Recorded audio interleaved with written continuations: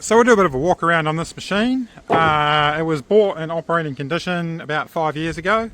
It's had a cover over it most of this time, mostly. Obviously there is a bit of surface rust. It does need a good tidy up, and it is a major project, but you know, it's a 3.7 metre by 1 inch guillotine, so it's an absolute beast.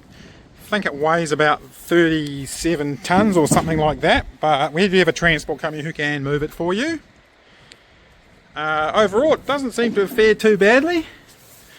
The blades look alright. They were replaced just before he bought it, and the old blades do come with the machine.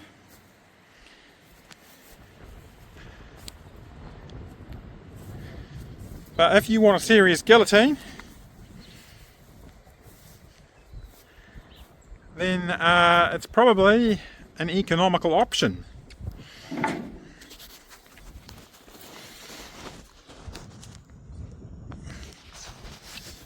It's got a nitrogen return system for the blade, and also a manual override pump.